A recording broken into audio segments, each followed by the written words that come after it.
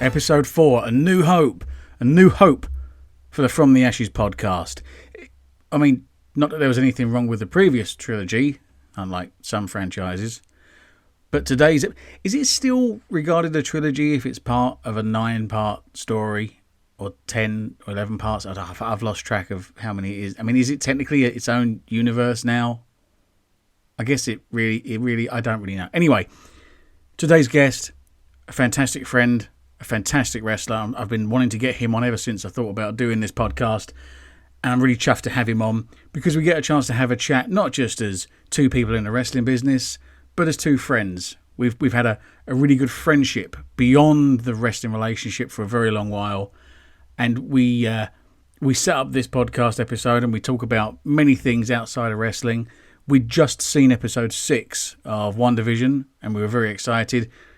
As I'm recording this, preparing for the release of the podcast, we've just watched episode 7 and we both lost our minds. So we have a good chat about all things nerdy and about his wrestling career as well. I am, of course, talking about the captain of the Kyle High Club. He's flying high. He's soaring through the clouds. He's on a highway to the podcast zone. Yes, that was a terrible pun. I really don't care. Ladies and gentlemen, today's guest is Mr. Tommy Kyle. Fantastic interview. We could have easily gone on for hours and hours and talked about, well, probably not even spoken about wrestling at all. But we have a great chat about his journey so far, his nerddom and fandom, much like mine. And we delve into a lot of his personal life as well, which it's an insight into what drives him as a wrestler, what helps drive his style and the way he works. And it's a very interesting kind of almost psychoanalysis of what makes him tick as a performer. It's a really enjoyable interview, so I hope you enjoy it as well. So one little thing I wanted to add in quickly, and I'm literally recording this hours before the podcast goes out. Last night I watched NXT UK for only the second time since the show started. I watched it because I heard that Bailey Matthews was going to be on, and I really wanted to see him on the big stage. And mostly because I knew that it was Pretty Deadly's tag title match, and I wanted to watch it for that. Sam and Lewis are unbelievable talents, and they're great guys, and I'm a big fan of their work. And I really wanted to see this match just to see if they had their moment, because I had no idea going into it what was going to happen. Really enjoyed it, and I'm overjoyed for Sam and Lewis to have this opportunity to get this win, to get this accolade, and to be recognised as being the absolute pinnacle of what tag team wrestling is. They are phenomenal. They deserve all the success they get. I've really enjoyed watching their social media posts today. All the pictures they've put up there, all in gimmick. It's really refreshing to see. And I'm really, really happy for them getting this shot. I'm going to watch NXT UK going forward because I want to see them defend their championships. I want to see them in action more often. I also want to see Bailey. I want to see Jack Stars. I want to see Sean. I want to see many others doing their stuff because they're a bunch of people that I know and I enjoy both watching and working with. And I want to see them get the chance to show the world how good they are. So, yes, congratulations to Sam and Lewis. You guys deserve this. I'm really, really looking forward to seeing where you go with this. And from someone that's been a big fan of tag wrestling for 25 years and it's been a massive part of my career, it's just a joy to see somebody else doing it and taking it seriously and doing such an art form to it. It's fantastic. Well done, boys. Let's get into the interview, though. Tommy Kyle, sit back, make sure you're comfortable in your seat, get your eye mask on, pop your earbuds in, and have a listen to this. Enjoy. The devil's got you beat. Ladies and gentlemen, please take your seats, make sure you are strapped in, and get ready for takeoff because we are about to hit the skies with Mr. Tommy Kyle. Welcome to From the Ashes, my friend. Hello, sir. Thank you for having me. Oh, you're more than welcome. It's always good to have you in any way possible. Now, you're following in the mighty footsteps of Bobby Tyler and Charles Crowley and even Sunset Skip. But I think this is going to be an interesting and fun podcast because me and you actually don't talk on a personal level about wrestling that much. We talk about all other stuff. Everything, yeah. And Yeah, I think, go on. My wrestling trainer that I don't the one thing that we have in common that brought us together. Let's never speak about that. Let's talk about everything else. I think a lot of that comes from the fact that we are on very different camps of what we like and don't like. But aside from that, we're both massive nerds on things on Marvel and TV shows. So yes, that's absolutely. a lot more fun to talk crap about anyway. So similar to the others, every story has a beginning. And we need to start at the beginning of yours, back when you were younger and you didn't even have a beard. But I'm always interested as to what gets people in. And I honestly don't believe there was a time when you didn't have a beard. But no, there wasn't. Straight out the womb. Beard straight away. Yeah. I'm always interested as to how people pick wrestling as a hobby, both to watch and get involved in, because most of us, when we're growing up, is other, shall we say, standard sports, or we might get a different kind of interest in something in the arts. But for some reason, wrestling drew you in. What was it about wrestling? What kind of hooked you? How did you first see it? How did you look at it and go, this weird, strange, odd form of entertainment looks good to me? How did that happen for you? And then, like I say to everybody else as well, the big step, how did you look at that and go, yeah, I'm going to do that with my free time. This is a really stupid idea. Take us through it. So I think my one kind of starts off with the same as most people's, to be honest, of just watching it when I was very young. But it was absolutely taboo in my house growing up, wrestling. I was not allowed to watch it because my mom and dad didn't want to. Same like analogy as video games. Like if you play GTA, you're definitely going to shoot someone. If you wrestle, you're definitely going to scoop slam someone in the playground or something and hurt them, and that kind of analogy. So they didn't want me watching it. So what I used to do was I would go to my friend's house and they'd go, "Oh, you're going to whoever's it is," and I'd be like, "Yeah, you're not going to watch that wrestling, are you?" And like, no. And we would obviously go and watch wrestling. We're going to do homework, honest. Yeah, 100%. What's the earliest match that I can remember watching? It was Lesnar on SmackDown, I think. But I can't remember who he was against. But yeah, that was my first like kind of memory of it. Like I can't genuinely remember what I was really watching at that point because it was so.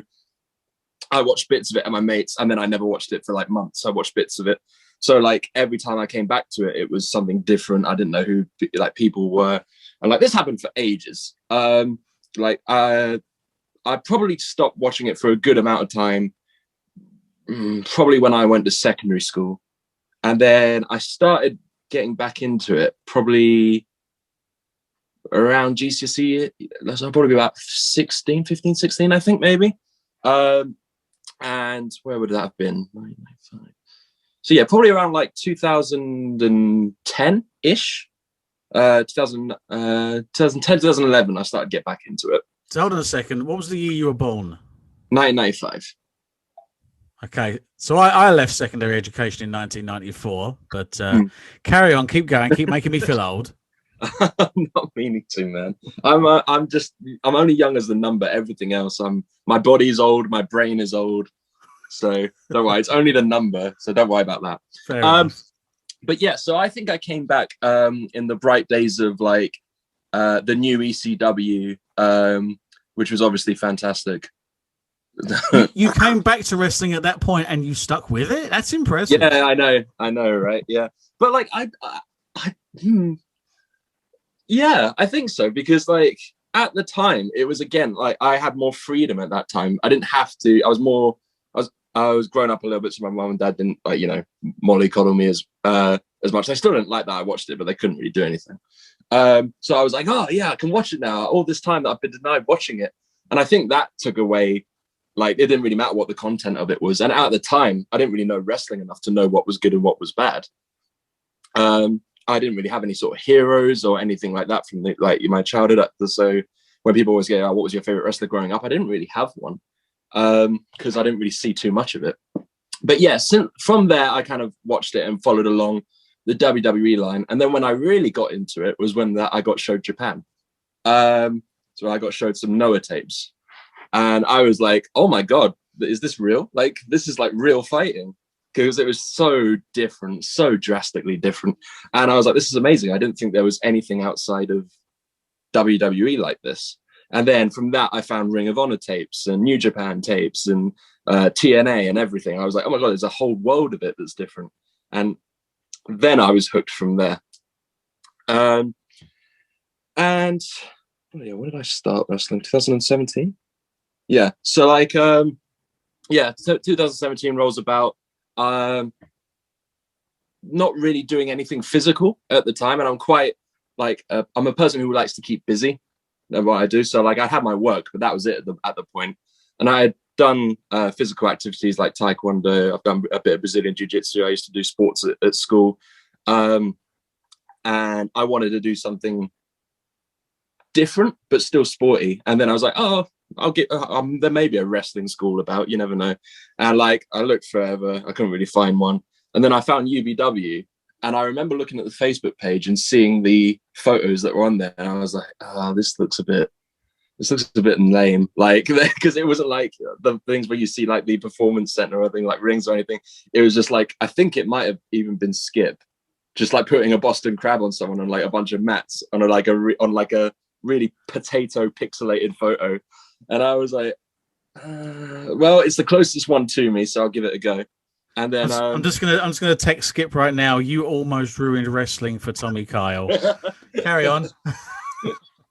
That was only the first time he nearly ruined wrestling for me. There's been plenty of others, but so yeah, from there I went along, and yeah, that's where it started. And then yeah, it turned out that it was nothing like the photo, and it was a lot better than I imagined it would be. And yeah, that's where it led, basically. That's cool. It's interesting. Like I said earlier, I like to find out how people got into wrestling and what kind of drew them in. And it's interesting to hear, and you're the first person that said this to me, that it wasn't any specific wrestlers or any specific matches that drew you in. It was wrestling as the whole. It was the attraction of what wrestling is, the entity of wrestling. And I can understand that, because I always liken it to kind of like a buffet, but all of the foods are different kinds of drugs, that you're going to get some kind of wild experience of everything that you try, but it's going to be different depending on what you put in your body. Yeah, and 100%. And it's interesting to hear that, because like I say, not many people say that. I mean, Skip was mentioning on his podcast that he saw Brian Pillman and Hushin Liger, and he was just blown away by it. Right. Yeah. I've known other people that kind of in my age group that they saw The Ultimate Warrior and they said, "Oh my God, what is this?" With me, I just saw Sid, and I didn't understand how a human being was that big. So it was the grandioseness of the characters that drew a lot of us in. But with you, it was the grandioseness of what wrestling is, which is very interesting. And I think that's probably shaped you quite a lot as well, as to why you don't have a specific style that you do and don't love over the others to a higher degree, but you love wrestling in general, and you'll take a bit of everything for it. And what also made me laugh, what you were saying was, when you first came into it, you had the martial arts background, but you didn't, because you loved wrestling in general. There wasn't a style, there wasn't a character trait that you latched onto, so you didn't have much of a character as such when you first started off. So 2 and 2 went together of, okay, we've got a guy who hasn't really got loads of color, loads of individuality, and loads of larger than life qualities, and he's done martial arts as a background. Okay, you're an MMA fighter. Yeah, which is the standard go-to for somebody in that situation. It really was. It really was. Like I look back and I go, like, it's sort of why I think I'd quite easily say now I probably study more wrestling now from different eras than like anyone. Like, I'm always watching it because I've got so much to bloody catch up on. And like, remember, like, I'm genuinely, I don't think I've seen loads of stuff from past like 1999. There's clips of it, but like when people go, "Oh, do you remember that match like 97?" I'll be like, "No, I've got no idea." Like, and I watch what is like obviously going to be applicable to me, and I try and watch that kind of stuff. But you got to bear in mind, I'm still quite young, and I started watching stuff very late. So I've got all that back catalogue to like keep going through. And obviously the only thing I did know at the time, I had the stuff that I knew what brought me into wrestling was the more Japan style, which was obviously a little bit more snug and looked a little bit more. And like you say, I did martial arts. And an MMA fight was going to be the gimmick. But obviously now looking back at it, at the time where I wasn't in fantastic shape, I was athletic, but I had no muscle mass on me at all. In flipping Venom gear, Venom types from eBay, and like, this kid looks a legit MMA fighter. That's what a car crash of an idea this is. But like I was saying this to I think I was talking about this on Hustle's podcast, that sometimes you just got to throw somebody out there. And when you first came along to the school, you could see straight away that you had the athleticism, you had the drive and determination, but you had that spark. Now, you didn't have this kind of spark that Crowley had, where you could look at Crowley and go, okay, you can put him out there, and as long as he does a couple of big moves and he can get a microphone, he's going to have everyone in the palm of his hand. I'm going to interrupt this one as well, just to address. Hold on, no, we'll address that in a second. I know you're dying to get that one out. We'll get to that. Buried me on this podcast, man. I need to defend myself. We've got a shovel. We're gonna dig you up. Don't worry. But you had it on the other side of it. You had a technical skill and an ability to pick things up like nobody else. Like, and I'll tread over other ground that I've done on the past 2 or 3 podcasts. 200 or so people that I've trained over the years. You are the most technically proficient out of the box person I've ever trained in terms of just, here's this really eloquent and really intricate reversal. Okay, you've done it. Okay, try doing this with it. Okay, you've done that as well. Hey, I bet you can't backflip like Paddy O'Connor. Okay, you can. Athletically, bang, you were just there. You could get it every time. But it was the character stuff that you struggled with more so. And Crowley's exactly the same, but on the other side of it. He struggled a lot more to get the physical side, but he had the character. And you always find that there's very few people that nail the middle way. But at the same time, to my earlier point, you were too good to keep training and not put out on shows.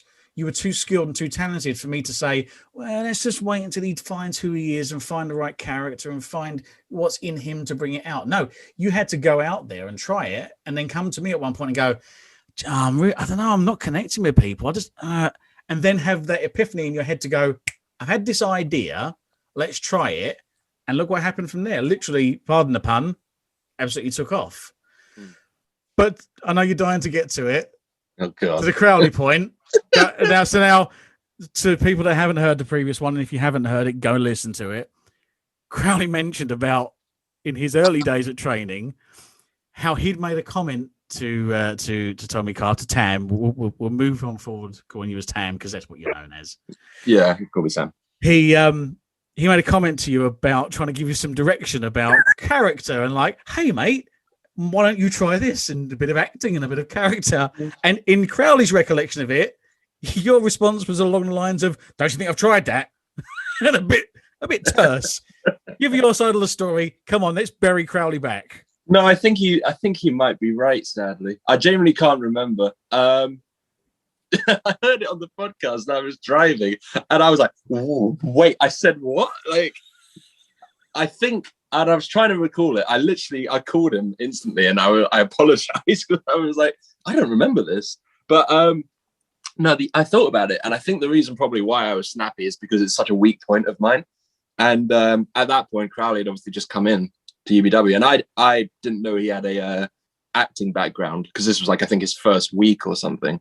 And at that point, me really struggling with this. I don't do well with like parts that I struggle. And I know no one does, but like I'm such a perfectionist on things that like I just like it takes me quite a while to take constructive criticism, which is a really bad trait, and I'm trying to get better at it. But it's just the way I've like been brought up through my life for other personal reasons. But anyway, yeah, when he said that, in my head, it was like this bloody new guy coming along. Like, what does he know? It's not like he's an actor or anything.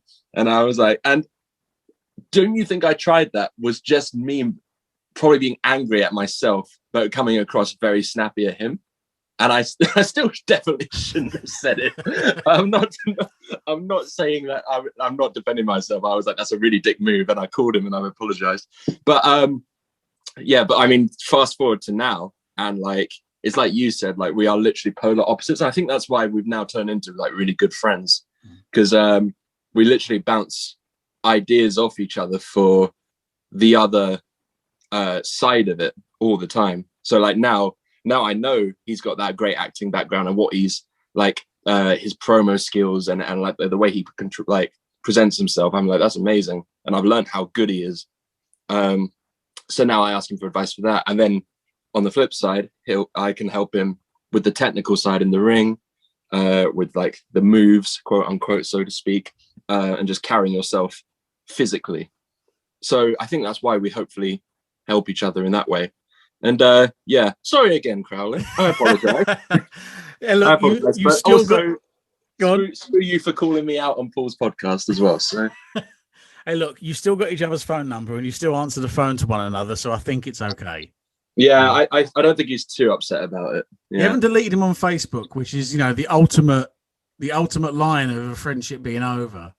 No, but that's because I might get chances to be booked off him. So, you know, I got to keep him on there. Otherwise, I would. You got to play the game. Yeah, exactly. Yeah, no. No, Crowley's wicked, man. A lot of time. But to your point you were saying before about not being one for taking constructive criticism, you've definitely grown at that. I've seen that myself. Whereas before,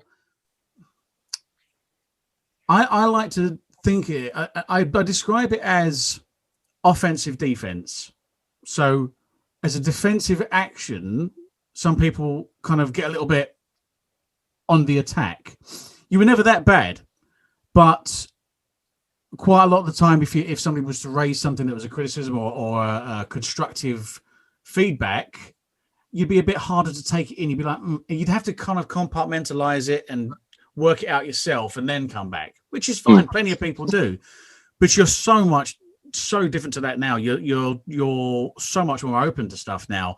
But it's also funny when you said about being a perfectionist, because I remember before the last lockdown, there was a certain move you were trying to nail, and you sent me a message about it, and I was like, okay, well, I think this, and this, and you tried it at training, and you come back to me, you went, yeah, I've tried it, and it's still not working.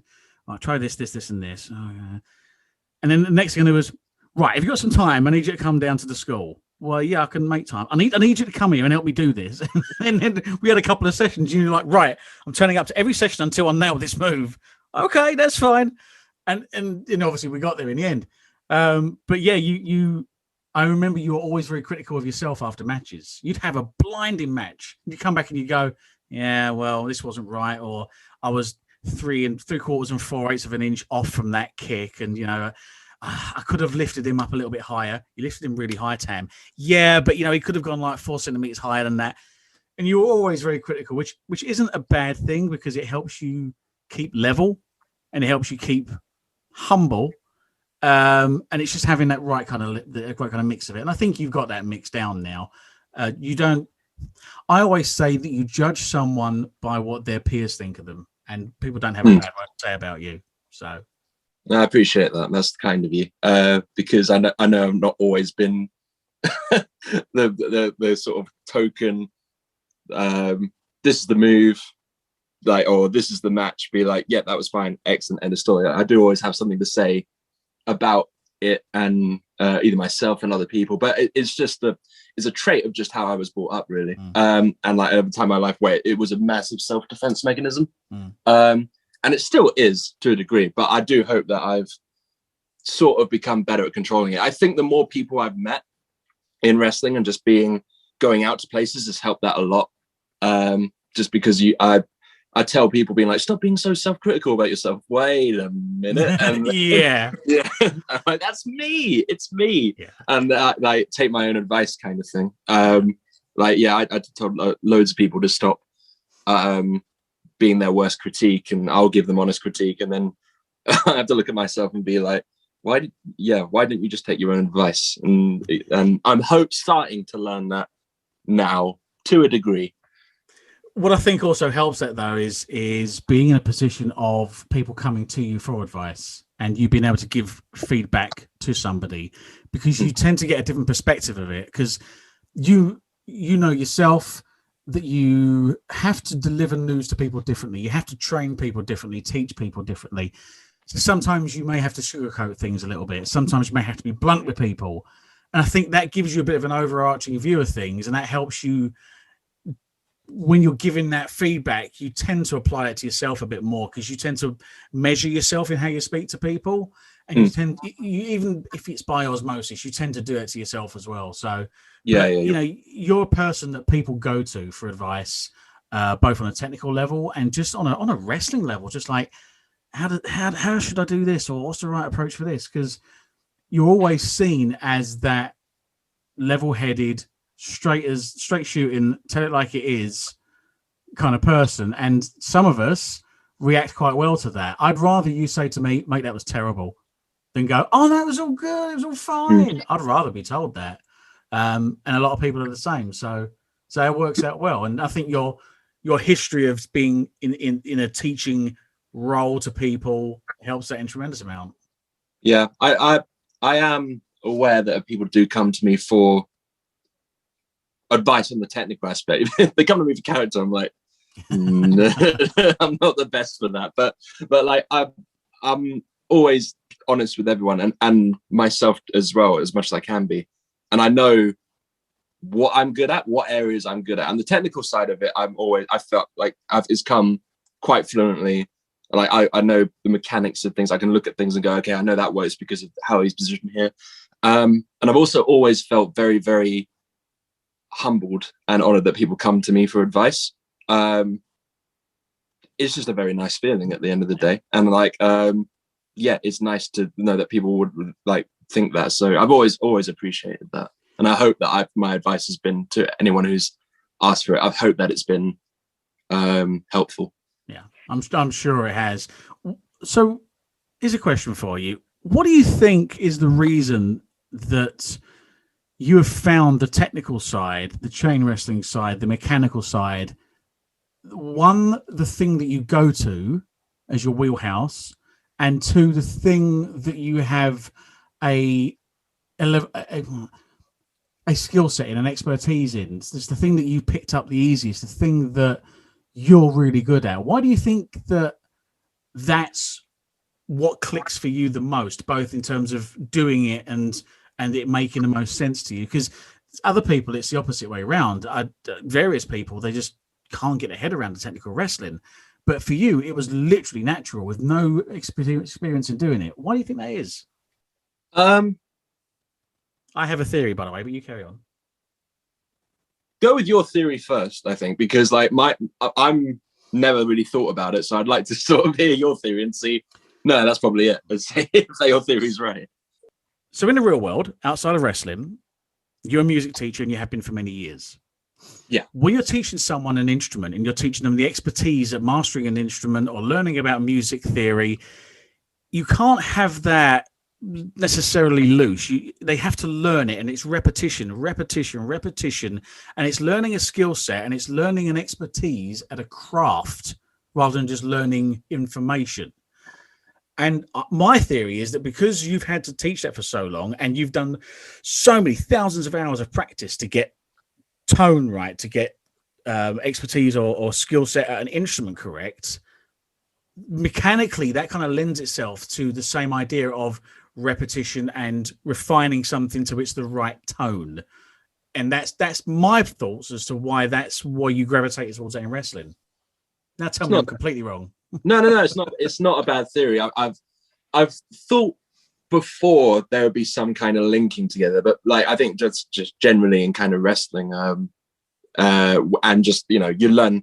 It doesn't have to necessarily be music. It is for me, but like for any trade, if you kind of apply yourself to learn your trade, so then you can execute it in for a job or whatever, you go through a lot of like you say, repetition and like learning the same thing over again and just drilling it into your head.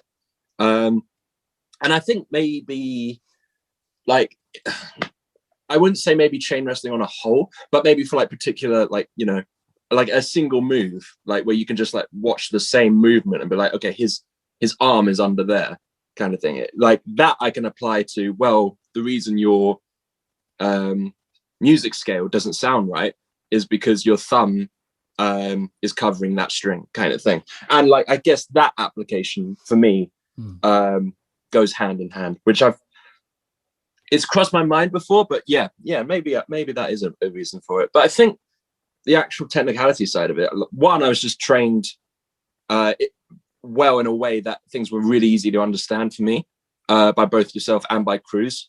And I can't remember who said it. It could have been either of you two, and it could have been someone I was just training with. Someone just said, just don't let go. And then after someone said, like, don't let go, I was like, oh, it's super easy. And like, and just as long as you've literally got hold of something, like, it'll look fine, and it'll be fine, and you'll be able to get into something. I think that helps a lot. And that plays to the point that I make to everybody. A lot of people have said to me the golden question that people ask: what is wrestling psychology? And I always say you can boil it down to 2 words: common sense. If you apply common sense to what you're doing, it'll look right. And a great example of that is don't let go. If you've got somebody in a hold, why would you let go of it?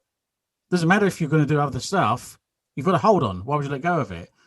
You know, everything needs to make sense. And if things make sense, you'll drag people in. And I think because with music you have to have a structure, and A flows to B, B flows to C, C flows to D in terms of a structure of either a musical scale or a song. I get the feeling that maybe your mind and your brain is kind of over time structured in that way. Or you could just be a real savant with wrestling. I don't know, one of the two. I think either's possible. I'd like it to be the latter, but I feel like the former is probably a bit more accurate. Yeah, but that's a really good analogy. There are like things that I've had in music that I do go, especially when it goes back to that people asking me for advice thing. I think that also teaching as a job helps giving the advice a lot as well, because I teach loads of different ages, like from like youngest being 6 to like oldest being like 68 or something like that, like a wide variety. And it really sort of has, you got to like communicate with everyone in different ways. You got to be clear and straight to the point, but friendly. So I hope, carrying that over from music is also maybe why I'm seen to be good advice. And I don't like saying it like that because I don't want to sound like I'm tooting my own horn. But I think that might be a reason why. Yeah, I would say most definitely.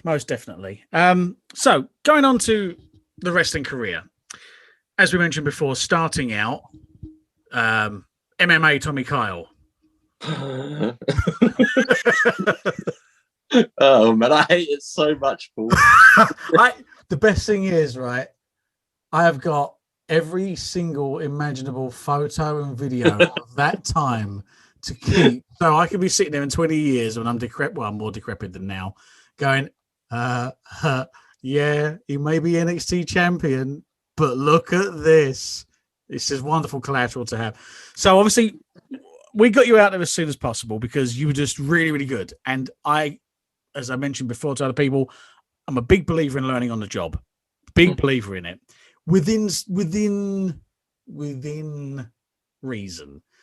There are some people, and you've seen them at the school, that you're not going to put them on a show no matter what. You know, I'm not going to name names, but we've seen them.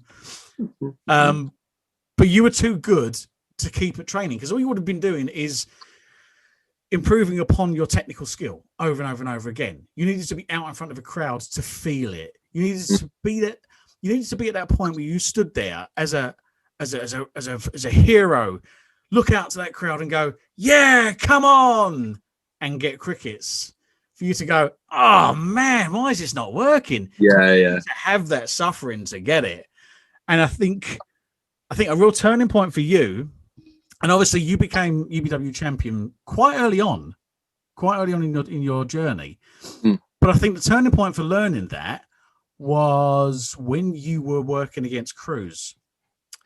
And I remember that you were trying really, really hard to interact with the fans, and it wasn't feeling that comfortable.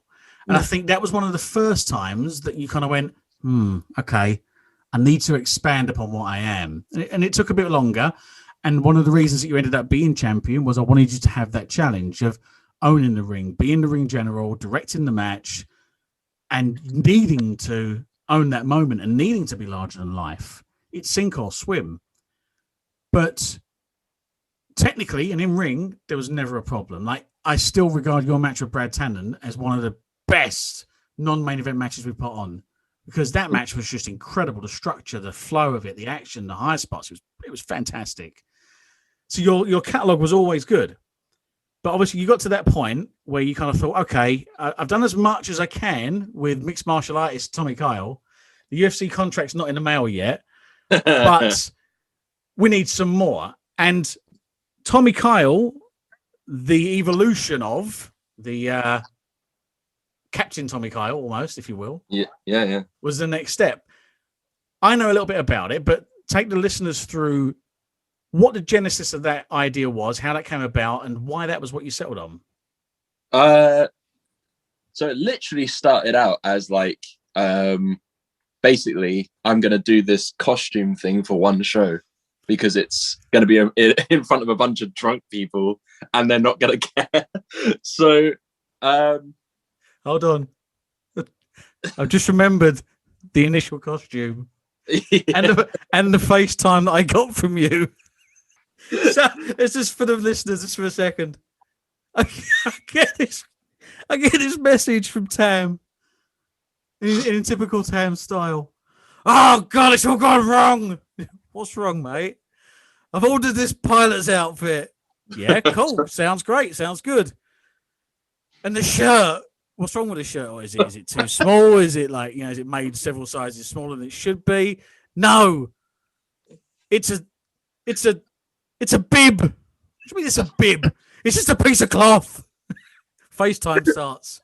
And he's standing there with this small bit of cloth in a bib shape around his neck and nothing else, just naked apart from that on the upper chest. I'm like, oh my God, you look like some kind of really bad Chippendale. This is the best thing ever. I want all of it on my desk in the morning and a desk. Give it to me now. And I was in tears. It was honestly the funniest thing ever. I was just like, screenshot, send this to people. Take us through again a bit more from there.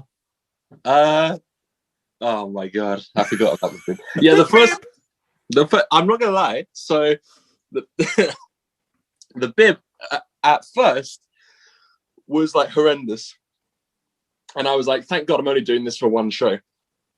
And not only that, the whole uniform was like £10 off eBay, and it came in one of those, like, when you like. If you've got children, when you buy them like a Spider-Man costume for Halloween, it comes in like one of those just packs. It's really small, really compressed, and then you come out and you feel it, and it's like the worst material ever. It was just awful. And I bought some rip-off trousers as well, which were the hardest thing ever to fasten up. And like, if I ripped them off, then it would take me about half an hour to put them all back together again. So I was like, okay, I'm going to do this for one show. And it'll be funny because I'm going to be a heel. I'll be a cocky heel for the show because the other guy, who was CJ Carter, is usually a heel and he's going to be a baby face. So we were both really switching stuff up for this random show, which was in a music venue in Hitchin. We were like, let's just have a laugh. Let's just have a laugh with it. So I came out and it actually went down really well. Like I got to be just an idiot out there pretty much, but like as a heel. And I love working with CJ. It's so easy. So like, we had a really good match. And like, it was super cool. We get to do everything that we wanted to do, but like I got to have this persona which I never had before. So, and I know nothing about disclaimer, spoiler for everyone who thought that I did. I know nothing about airlines. Maybe if people think, oh, what's the history of the character? Literally was for a joke, mate. Literally a joke show. I don't know. I've got no knowledge of it. So yeah, but I just found myself like, I bought out flipping like perfumes and aftershaves with me, like where they thinking, yeah, this is what a better airline pilot does. They sell the stuff on the plane. Like literally hadn't got a clue. So I came out, did all the stuff. Why did we never sell duty-free as merch on the tables? We could have made. Do you know how expensive it would be for me to sell duty-free as actual merch? There's a reason why they're so like extortionate on the plane. So no, that was kind of the first time, and I was like, that was fun. That was really fun. And I was like, I was going to throw the costume away, and I was like, I'm going to keep hold of it just for now. And I started doing it everywhere, apart from UBW. Only reason is because there was like, I think, a storyline going on where I didn't want to just randomly turn up in a pilot outfit and everyone being like, what? me have zero backstory to follow it up, just be like, I do this now.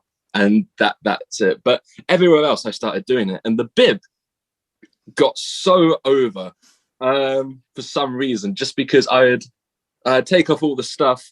I ditched the trousers, I think, like the third show of doing it, just because they were such a nuisance. But I kept the bib. And like I would try and like wrestle as long as I could with the bib on, for instance, like that. I'd do rumbles, and I'd just find someone else wearing the bib in the match and being like, "Oh, you're wearing it now." I've had people like whole crowds chanting "bib" at me as apparently something that will annoy me. Bib hijacked a match once when I was in a match, and we were both trying to get the crowd over, like get the crowd on us, and all they cared about was the stupid bib. So yeah, you know what, that is wrestling. That's the thing, that when it comes to your average crowd, that is wrestling, and that's exactly how it works. And I when you came to me and said you were going to do this, I was over the moon, because you'd found something that you'd picked yourself, and I could think straight away, okay, this it's 50-50, it might work, it might not. I've got a feeling it's going to work. I've got a feeling this is going to work fine. And as soon as I saw the bib, I was like, do you know, no, forget it. That's going to work, and that's going to get over, because it's a thing. It's something that people can latch onto. But yeah, when you had the tear off pants and the bib, it wasn't so much Magic Mike as Tragic Mike, but it was amazing. But I remember you coming out at the Hitching show, and CJ's there. And bearing in mind, this is now the third podcast on the trot that we're just massively putting CJ over. It's horrendous. It's almost like he's a good guy. I know, isn't it? It's terrible.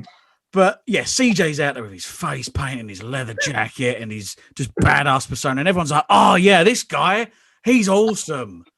And then you come out and then everyone's just like, oh, what is this? Look at this guy.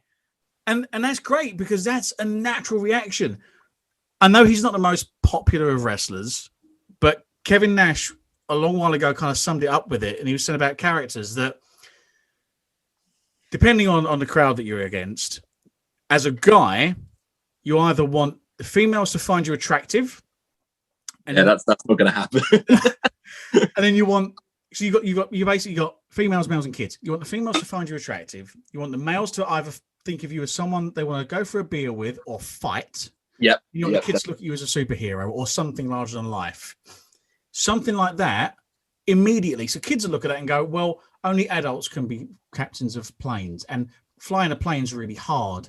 And nobody else that I see on a day-to-day basis, 365 days a year, looks like that. Bang, tick number one.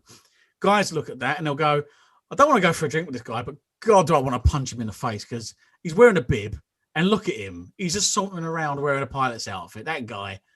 And yeah, we won't talk about the women part. But yeah, you got a point. There's no win on the women, but like, whatever. I'll take 2 out of 3. Yeah, you're ticking those boxes, and that's how it works. And straight away, I was like, you know what? If you go with this, it'll work. And I never forget, I've got the message saved somewhere. Shortly before that point, you were saying to me, like, I'm really struggling to get other places. And like, you know, I want to go other places. And some are sitting on the fence and some are like, yeah, maybe.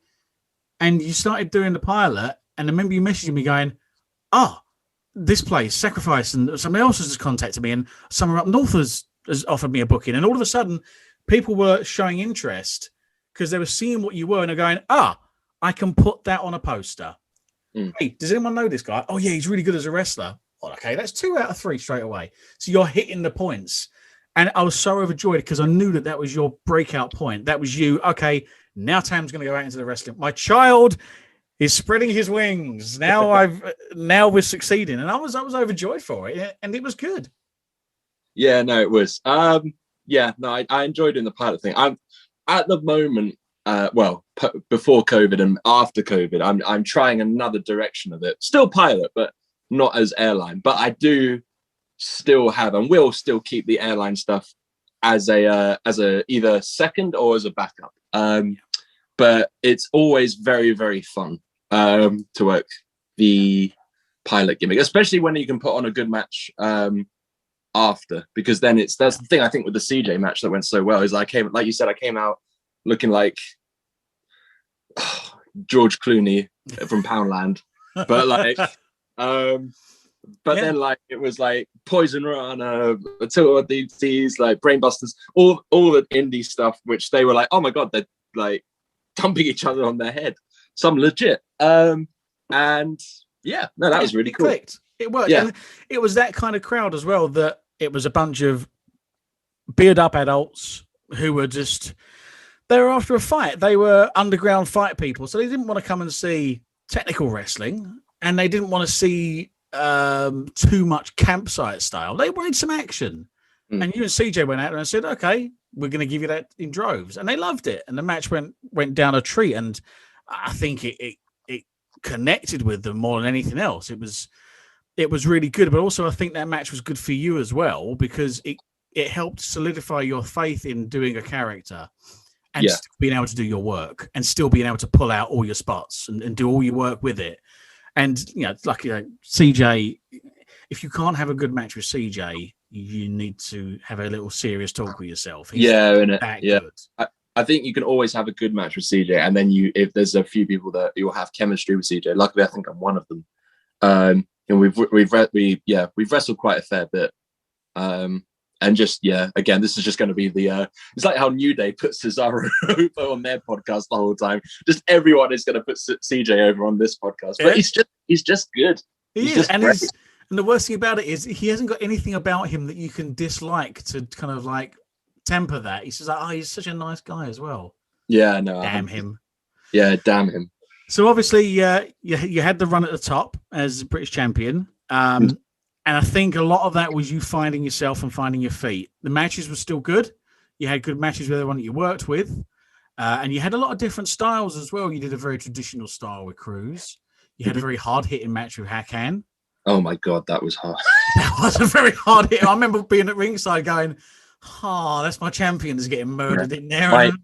My tooth is still wonky from that match. And from literally just biting his forehead by mistake. So 2 minutes in, and that was the easiest part.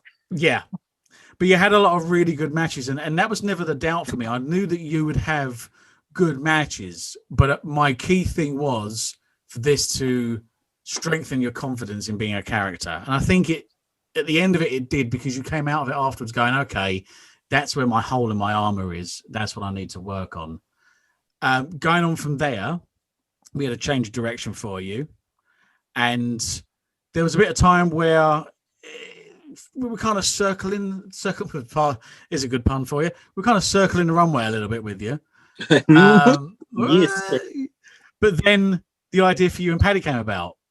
You and Paddy taken up as Bad Altitude, which to this day is still such a great pun tag name. I love. But it made sense as well, because Paddy was in a kind of holding pattern as well. And he was.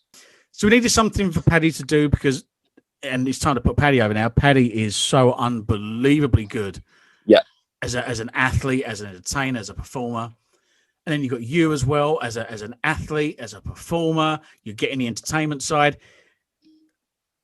I likened it at the time to kind of what they did with the New Age Outlaws, but almost like the New Age Outlaws, but rather than being Road Dogg and Billy Gunn, this is more like, I don't know, Kurt Angle and Eddie Guerrero, or Kurt Angle and Benoit, redacted.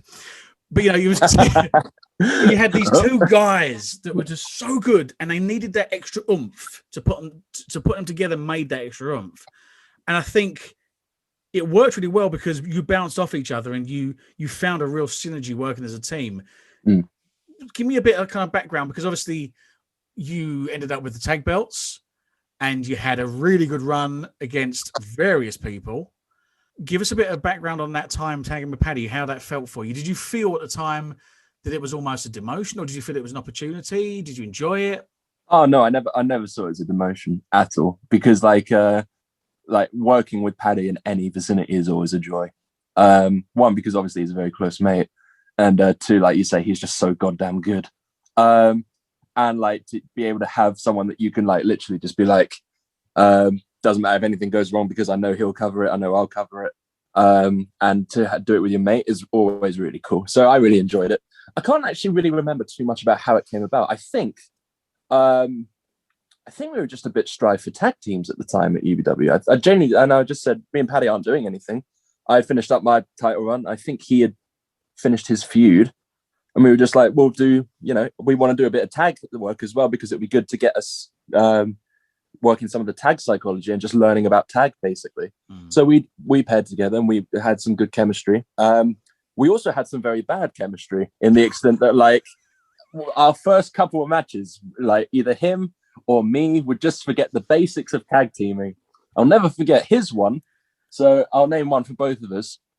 His one was just, we wanted to do the, there's a good story about this actually, which I only found out this year. So who are we against? It might have been Crowley and Memes. Basically, we were doing the heat. I drag Paddy on, drag whoever I'm working over to the corner to tag Paddy in so that he can do the tope into the tope and do the roll, the Eddie Guerrero. And I drag him. I give him as much of my back. I wait for the tag. There's no tag, and I see him gearing up to do the thing. I'm like, Paddy, you got to tag. Paddy, you got to. Paddy, he's already jumping. He's off. He's in the air, and I'm just looking at him the whole time, not tagged in. He hits it, stands up, looks directly at me, and I see it in his eyes. I see it, and he's like, "Oh, I forgot to tag." And I was like, "You got to get out there." And I looked at the ref, and it was like, "Don't DQ us." I love that. It's the most fundamental, one simple rule. If you do this and nothing else, you're okay. It's the one thing he forgets. But I was like, the one thing, Paddy, you just had to tag. But on the flip side, in the same match, I decided to forget how to run the ropes and nearly killed myself. So, I thought there was a blind tag spot with Paddy, and this is just when we first started. This is what I mean. We had absolutely horrendous chemistry to begin building up. I thought there was a blind tag, so I decided to run, give my back, lean into the ropes a bit too much, fell through the middle, guillotined myself on the top rope, and Crowley's just there like, I should probably cover this, and I'm like, yeah, you probably should. Yeah, so that's so funny. But after that, the rest of the match was pretty good. But yeah, I remember starting that and being like, oh man, I hope we get better, and we did. Luckily we did, because we had. From there on, I'm very happy with the other tag matches we had. But you think as well, I mean, you guys worked Johnny and Jody. Oh, yeah, that was fun. As a team. Now, I'll say this. Now, I've known John and Jody since, 99, 98, maybe. I wouldn't put them against just anybody. Like when I first got Johnny and he went up against Ant. That was a blinder of a match. Because I knew Ant would be the right one. But there's a lot of people that were asking, and I was like, no, in the nicest way possible, no, because John can work with anybody. He's that good. Yeah, Jody as well. They can work with anybody, but I want to make the best use of them.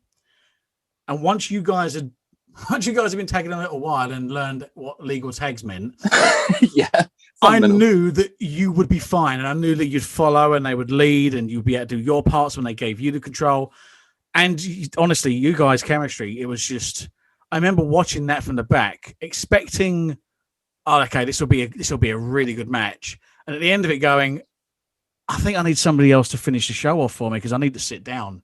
I need to relax because all four of you just knocked it out of the park. And you can, with guys of that magnitude, you can follow along with them, but you can tell when they're like dragging somebody along. They weren't doing that at all. You keeping up with them, and that's not an easy task. No, it was a blinder.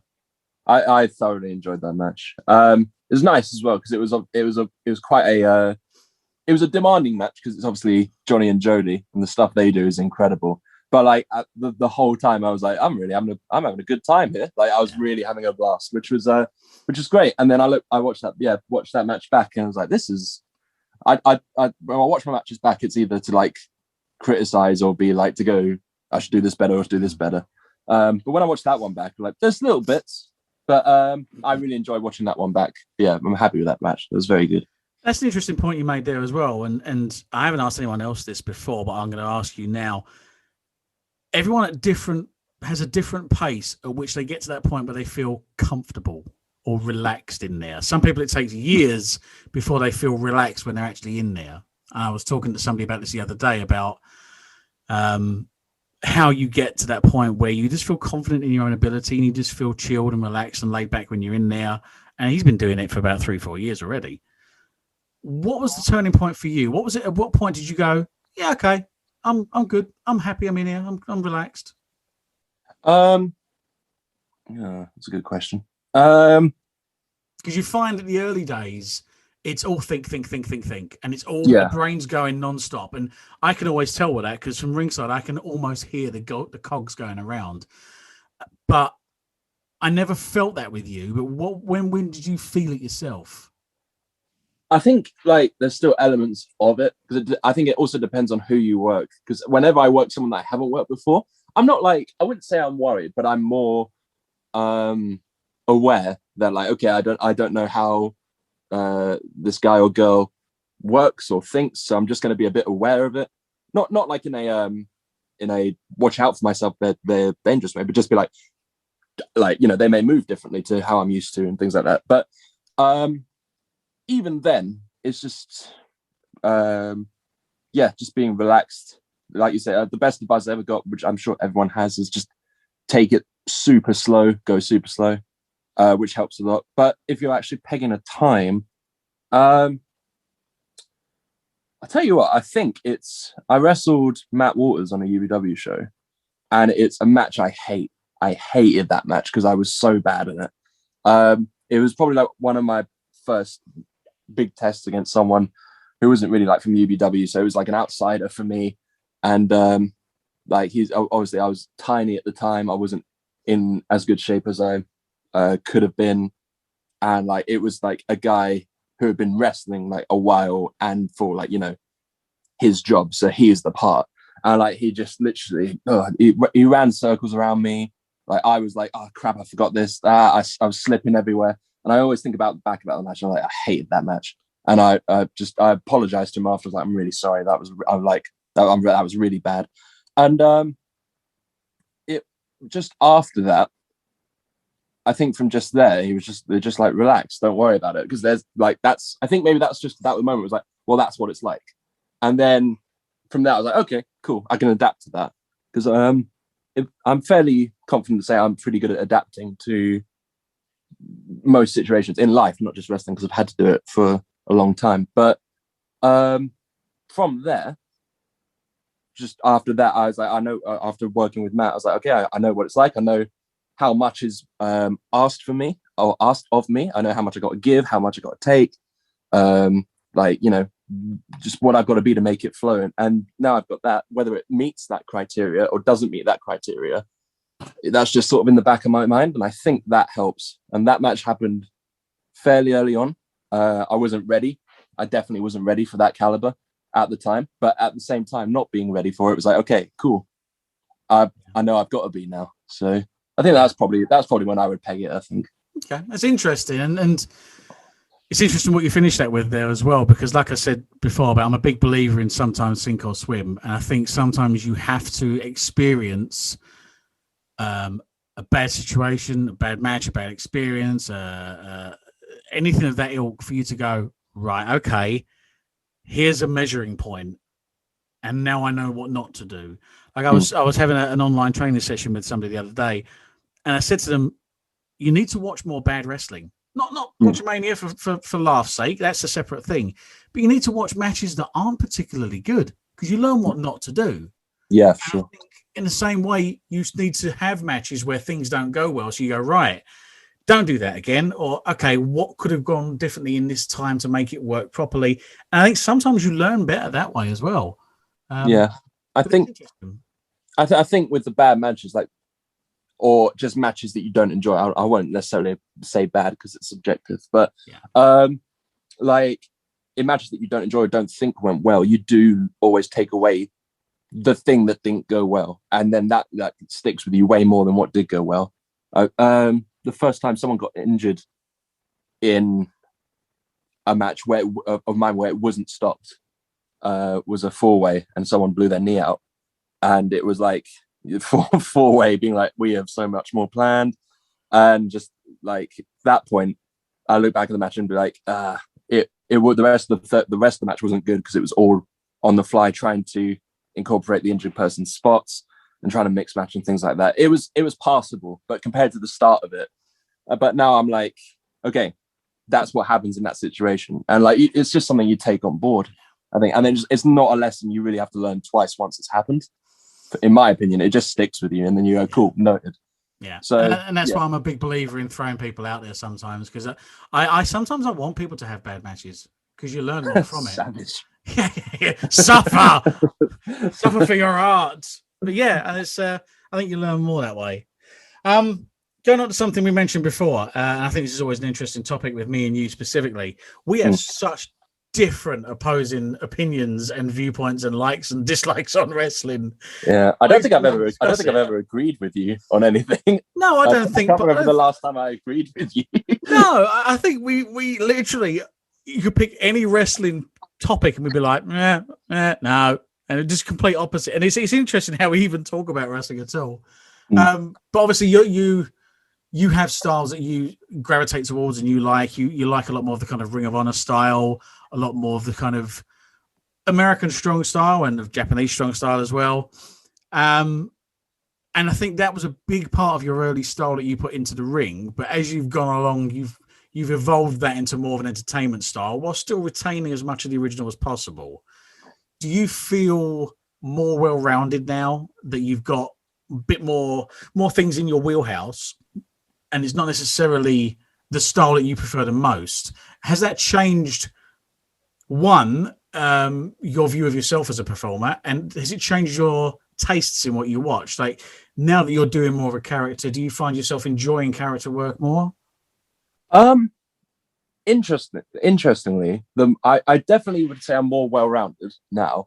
And I was thinking about this the other day. I am a lot more lost on kind of like what style I'd like to do now before the well-rounded, because there's so much out there and there's so much, like, I don't want to be the person who does everything or try and does everything, because one, you won't remember it. Two, why take away from anyone on the card if it does happen? I'm not saying that's like my intention or that would happen, but the more stuff you do or try to cover, then the the more it will take away from someone maybe on the card who is like a more World of Sport-esque style, who is more comedy. And if you try and incorporate all of that into one match, it could potentially take away. But the more well-rounded I've become, I look at stuff and I'm like, oh, I want to do that, I want to do that, I want to do that, and they're like, oh, I can't do all of it. So I'm trying to narrow it down what I want. Like my move set, quote unquote, is a mess right now. Like I have no idea what I would do. Like I always say, I'd just love to go out and just do 10 minutes of tech or something, just because I not because necessarily I like the technical style, but I don't have to think about it. I don't have to worry about it. Like, but then, yeah, I'd say the character stuff is still easily my weakest point, and it's all like it's just something that someone said to me after a show when I was doing the pilot thing. Even the pilot, which I thought was fun, they were like, you either need to commit to the pilot 110% to the level that you're under the delusion you're actually a pilot, or just have it as like a ring entrance. And I was like, but I'm neither of those. Like I have a middle point. And I was like, I've thought about that, and I was like, do I need to change the character again to be more naturally for me? And that's sort of like why there's this other, this like kind of Top Gun aesthetic, because it's still leveling from the pilot, but I'm so much more comfortable in my own skin with it, and I can be a bit more me, while still having character aesthetics. But again, that needs to be tried whenever we get out of the apocalypse. But I was going to say, almost nobody that starts with the gimmick or a character has it their whole career. A few have, but everyone evolves it to a point where they have comfort. I mean, I always look at Edge as a good example. Have you ever seen the original Edge vignettes? I saw the ones that were leading up to his debut where he knocked someone out or whatever it was. He was just kind of like sitting on dark alleys and streets and stuff. And he was like a cross between the Crow and Batman and some kind of weird vigilante. Then he was a vampire. Then he was almost like a borderline sleazebag. Yeah. And it took all those years for him to really kind of resonate and get that resonance of what he was. So, I mean, if you'd have put Edge of, say, 2000, when he was doing a thing with him and Christian, which was fantastic in his own way. So there's another one there, Bill and Ted. If you'd have put the world belt on him then, it wouldn't have looked right. If you'd have put the world belt on him when he first come in, it wouldn't have looked right. But when he was a rated R superstar, it worked. And that's not to knock any of his other stuff, because I thought he was all great. I think he's had a fantastic list of characters through his career. Yeah, definitely. But you just could see he was the most comfortable. The weird thing is that the thing that made Edge's career was Matt Hardy. What happened between him and Matt Hardy made the pair of them. The guy that came out of that horrendous love affair that it was the right Edge, because that gave him something to snatch onto. And that was the best version of him. Yeah. How many guys over the years and women over the years, it's taken multiple iterations and tweaks of what they are to get the right thing. You're at that point now where you're going to try the next evolution. It'll probably be another couple of years yet, or even another year or so. But about the third or fourth iteration of it, you'll get literally like a harmony of like a tuning fork, and then that'll be the right one. Nobody gets it first off. Yeah. I'm still like, I'm not the youngest I'd like to be in wrestling, but I appreciate that I'm still in terms at the moment quite young. Like I've got like, I won't say how old I am, but like you said your birth year earlier, mate, so you've ruined that gimmick already. Okay. Fair enough. The gig is up. Yeah, like I'm 25, so like, you know, I think that's a decent age at the moment. So I have got time, and like you say, the thing I miss most about wrestling, like everyone misses wrestling right now, but like I've got so many ideas. And like I can all put them on paper. I can get new gear designed. Like when rings are available and things, you can go to drive to a ring and practice that or whatever. I'm getting in better shape than I ever have been. But like stuff is so hard to try without a crowd. That's the one thing I realized. I just need a crowd just to try this one thing. And if they all boo me out the building and then throw stuff at me, I'll be like, cool, tick, this doesn't work. But like without that, it's so hard to plan anything. Really that's what I'm really finding not necessarily difficult, but like the most hard to plan kind of thing about coming back, I think. And I think you're right. There are different reincarnations of like gimmicks of people going through. Like Edge is a great example. Taker's another good example, I'd say. Like even though he's mainly just had the two, but like even the dead. Yeah, well, he had Big Ginger Zombie. Yeah. Then he had he had Mean Mark Callis. Mark Callis, that's it. Yeah. But then he had the Ginger Zombie. He had the kind of slightly less Ginger Zombie. Yeah. Then he had Biker Taker. Then he had Demonic Taker. Then he had Please Stop Taker. You know, he's gone through all these different versions. But yeah, I mean, it took him a few years to kind of find his. I mean, I honestly think that he didn't really hit his stride until he was a good 5-6 years into the WWF. I'd agree. About 96 era was when it kind of clicked for him. Yeah, I mean, no one really talks about me, Mark Callis, and like I watch I've watched me, Mark Callis and stuff, and like that's probably his best technically. Like he's so good at that point, but yeah, again, it's just that incarnation of it. So it's reassuring to have that, absolutely. And like. I said before, like I'm not a liar. I don't know everything about piloting, and I don't know why the gimmick has gone this way, but it has. If I had my way, I'd do something maybe a bit more musical. But I'm also very aware, Jarrett, Honky Tonk, Elias, it's all the same mold kind of thing. And like, I think wrestlers may see it differently if they see it differently. To me, I think it's a musician side of it. As a musician side of it, I don't see any different. And that really frustrates me, and I don't want to do that. Plus, also, apart from the Honky Tonk Man, and the thing is, the Honky Tonk Man wasn't necessarily a musician gimmick. He was an Elvis impersonator. That's true. Yeah. Anyone else that's had a musician or musical gimmick has bombed every time. Man Mountain Rock, Right. Jeff Jarrett. I mean, yeah, he had success, but he wasn't over. No. For the most part. Elias. Was that? I was going to say the guitar more became a prop than actually anything. Yeah. Massively. It was like Duggan's 2x4. Right. Elias is fantastic, but I the love music side of his gimmick doesn't do him anything. It's up there with MMA Tommy Kyle. Oh wow. Oh my gosh. No, okay. I know. Yeah, so bad. Oh, you don't know how much that scarred me. Permanent damage. Wow.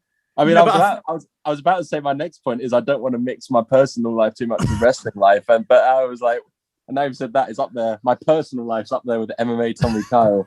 That might be one of the most offensive things I've ever heard in my life. See, we have a good relationship between us. This is good. Yeah, no, sure. But yeah, no, we're all struggling with COVID, and we're all desperate to get back. And like I said to Hustle yesterday, I think the hardest thing is going to be the first show back for everyone, because everyone's going to go balls to the wall, and everyone's going to completely just knock themselves out first show back. But I think the first 6 months will be a real opportunity for everyone to relaunch, reboot, and just go into it reinvigorated. Hopefully it's not going to be too much longer. I think it's realistically going to be this time next year.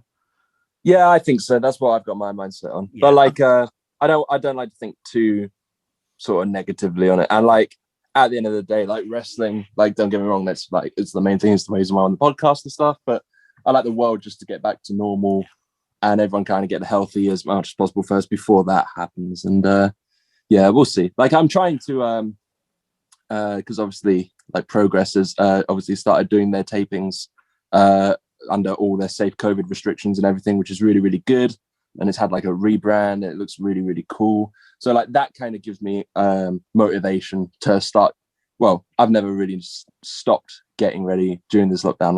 The lockdown, believe it or not, without wrestling, has been the time that I've worked probably the hardest ever, which is good, because if it takes a while to end, then I'll keep working hard. But and just as a note for the listeners, we've got our video going on as well here, and Tommy Kyle was looking jacked. He's getting some size on him. He's getting some bulk going on. He's becoming a bit of a mini Hoss. So he may not be so much of a pilot when he gets back, but he may be the whole airplane himself. He's really packing on some size. I'd like to see that, but then we'll see. I'm just doing, like I said to you, I'm just doing it so I have to do less work, just, and the bumps hurt less. Less running about. Because I can do the old what's his name, Great Muta, and win the title when I'm 58. That's the plan, mate. Seriously, I logged onto social media the other day. I think I was looking on a Twitter feed for something, and I've seen Muta GHC champion, and I'm like, why are they doing a retrospective? Hold on a second, wait a minute, and I'm watching the match, and I'm watching clips of it. How is this possible? The man's, I mean, okay, he's not moving like he used to. He's not going to at 58. No, but even still, he won it. He won the title with a standing Rana. I was like, that's incredible. And he's still hitting his moonsault, and he's still hitting the Shining Wizard and stuff. And it's like, that's insane. Which takes me on to my next point of I was going to say to you, what motivates you to keep going? Because the past 12 months has been very hard to keep interested in wrestling for a bunch of reasons. One, because the wrestling's not been there for us to do. Yeah. Two, because the product, it's hard to get into now, even with the big dystopian TV hellscape that the WWE has.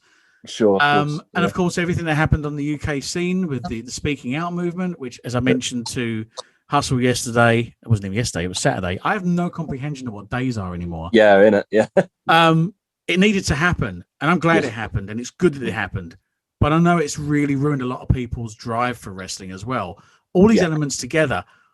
What still drives you and motivates you to keep pushing, keep trying, and just going, yep, I can hold off for it to come back? Obviously, Muta's you can look at a man at 58 years old becoming one of the most prestigious champions in the world, but I mean, that would inspire a lot of people. It would inspire me. Yeah. What inspires you to keep going? I mean, sort of while the lockdowns happened, the G1 in New Japan happened, which is like my favorite. Next to like Mania and the Rumble, G1 is like my favorite wrestling event. Like it's such a good tournament. And I looked at like I was just watching it and I was like, what is the average age of everyone in this tournament? And it was like 38, 40. And like there are like people like still just doing amazing things. I was like, and like then I was like 40, and it's like, oh, I was looking at everything else up. It was like, yeah, he's probably just getting like, I think he's probably in the middle of his career, and it's like at 40. I was like, that's insane. So that kind of really pushes me because like I'm one of the people who no one knows what's going to happen in the future, but like say in 15 years time, if I still had exactly the same mentality, I know obviously, jobs change, families change, everything like that. But if I had the same mentality, I'd still want to wrestle when I'd be 40. If my body would let me, I'd still wrestle when I was 40. So that makes me want to have like my body like the best shape it can be, conditioning wise, just so even if not wrestling, just to be healthy when I'm older. Other reasons, I'm also really competitive, and I see a lot of people have sort of slacked a little bit, and I'm not knocking them for slacking because it is very, very hard to like keep motivated right now, and things have happened to people and everything like that. So I understand that, and then I'm trying to voice this in the least dickish way possible. But seeing everyone else kind of like not bother, or maybe not bother, lose motivation, I'll say, not bother, that is not how I would put it.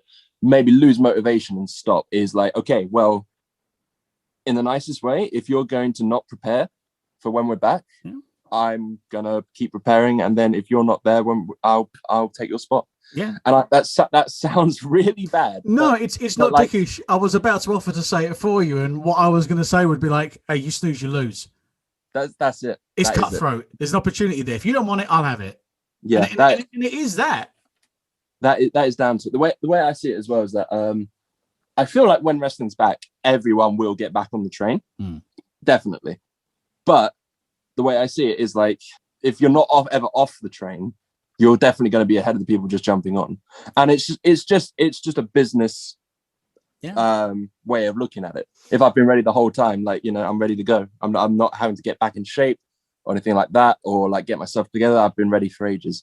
So that keeps me motivated and just mentally something to do, something to strive for during the time. Because I think lockdown's obviously hard for everyone, obviously, but like the way I've dealt with it is just set goals.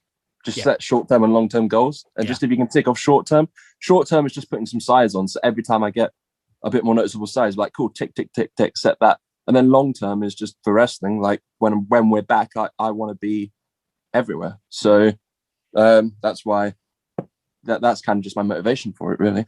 That's good, and it's like I said to I think it was CJ recently. You're a brand. Every single person on that show is a brand. Everybody in the show itself is a brand, and the company itself is a brand. Do you honestly think that if during lockdown, if Pepsi said, "Oh, our supply chain's gone a bit funny and we can't supply 500 shops. Hey, Coca-Cola, do you mind? Don't move in or anything. Don't take our spot." Do you think Coca-Cola are going to go, "Hey, Pepsi, no worries. You get yourself back on your feet. We wouldn't move in on that shop." They're going to be like, "Bye." If I was in Smith's toy store and there's one Optimus Prime left on the shelf and there's a 5-year-old next to me going, "Oh, my first Optimus Prime," that kid's getting yeeted down the aisle. Okay, you understand when you're old enough. Yeah. Exactly, yeah. But no, in all seriousness, that's the kind of stuff that gets people further. And people might go, "Oh, it's a bit cutthroat." The world is cutthroat, but you've got to do what you've got to do.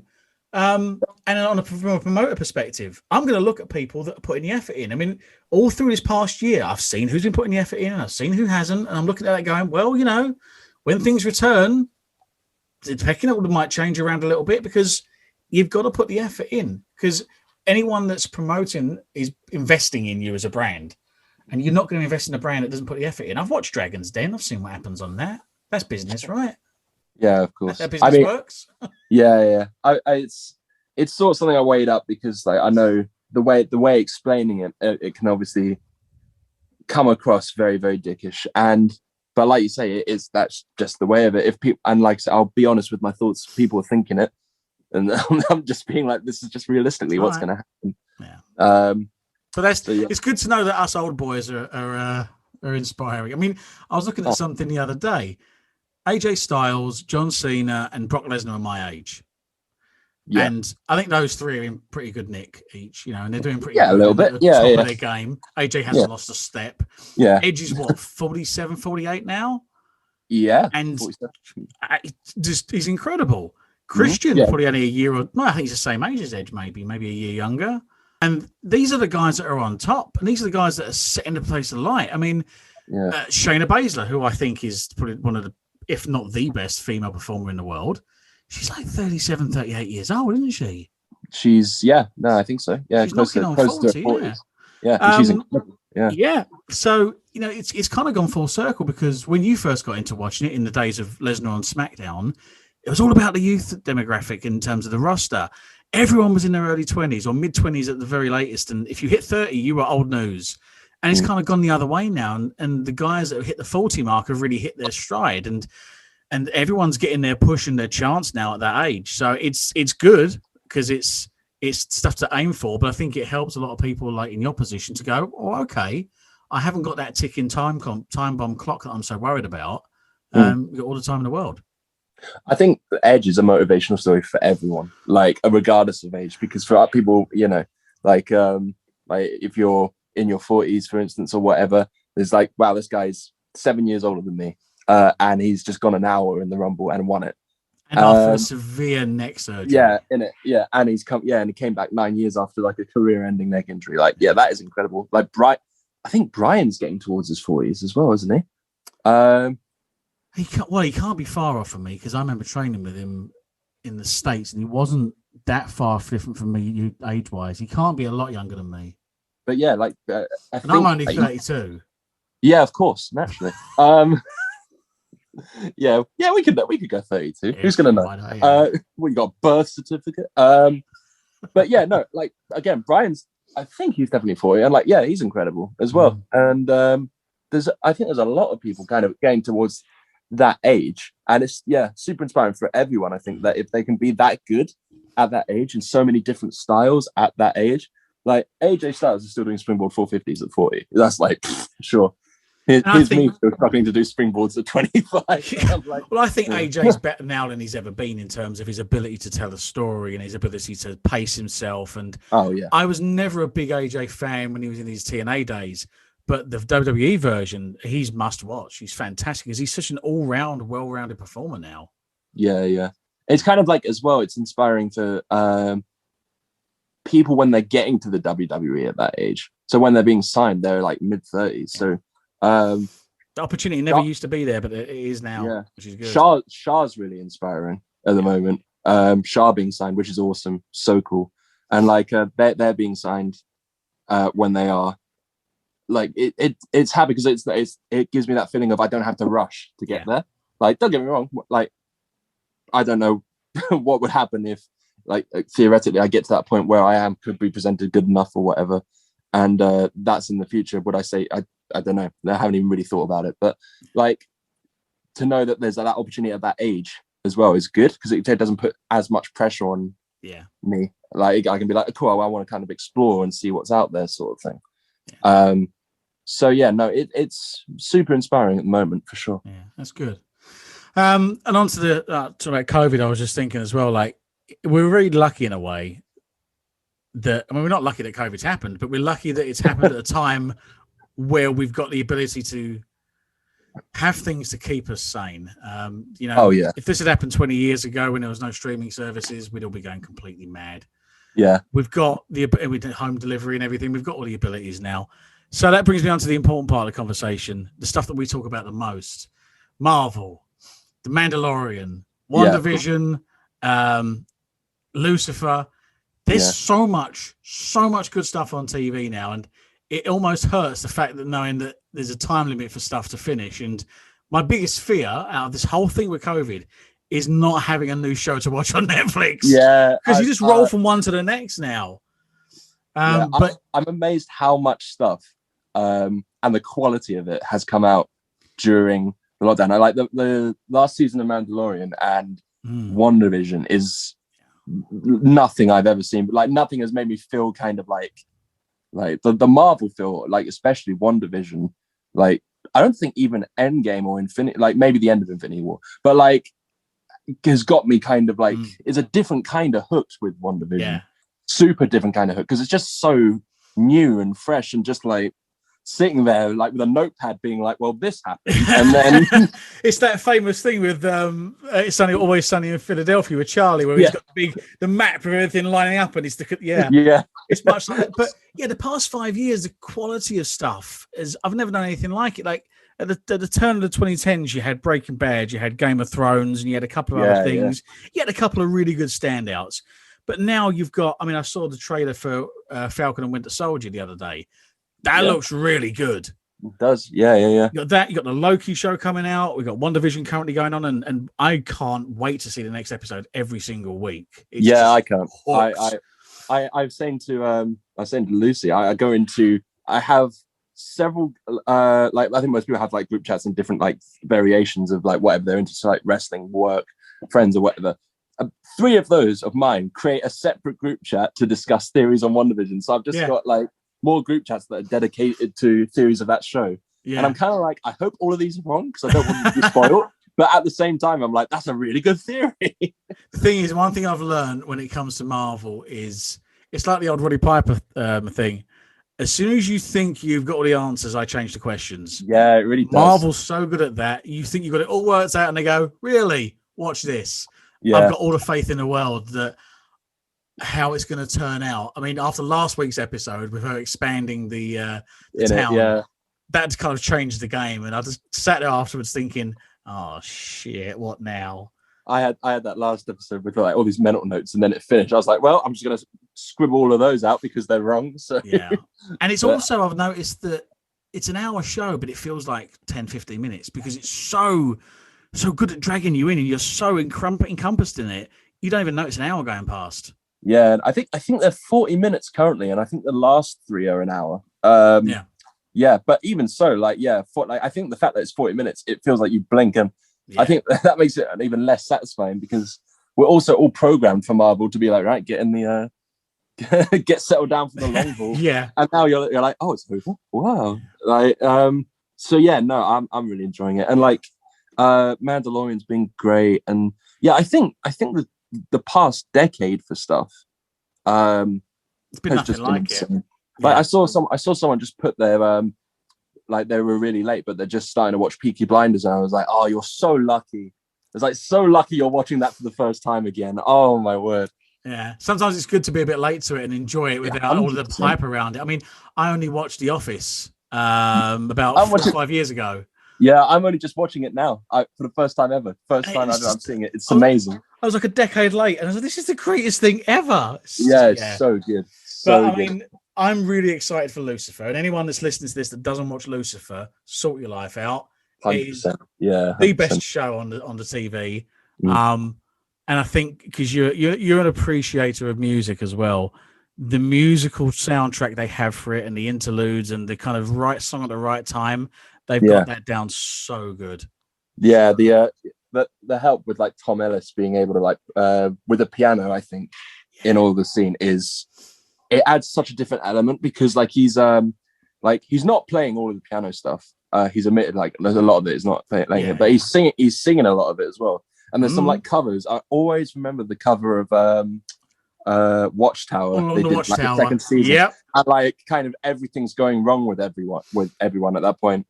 I won't say too much spoilers, but like is cutting to everyone and sort of everything's falling down. It was that and the Miami Vice scene that got me. Yeah. Oh, that's so good. Yeah.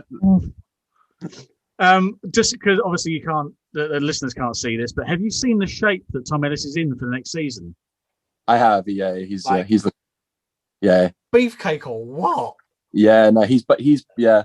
I try to remember what he looked like first season, and he was just kind of like lean, but like in good shape. But like he's doing the Tommy Carl diet, is what he's doing. Yeah, mate, I'm doing the Tom Ellis diet. That's but no, mate, he looks ridiculous, and just every time like Of course, they've included a new coming out the pool scene because he's put on like 15 pounds of muscle. Like, I've got to make him come out of his pool again in slow motion, dripping. In slow motion. Yeah, I'm okay for it. I'm fine. No, of course. I'm good for it. Hey, look, if you're gonna have a man crush, make it Tom Ellis. Yeah, let's be honest. 100%. See, anyone that's listening to this, you notice that the whole way through we're like, yeah, wrestling, yeah, that's good. Oh, Tom Ellis and Lucifer. Tom Ellis. That's where our passion's at. This is the foundation of our friendship for 4 years. We're like, you like Tom Ellis? I do. We're like, well then. Right, and I suppose you wrestle. Yeah, is that on the side? So we're going to wrap up. So I'm going to take you through the bits that I'll take everybody else through as well, and then we'll have a little bit of a final chat. So I want to know, what's your favourite match you've ever been a part of, and a favourite match you've ever watched?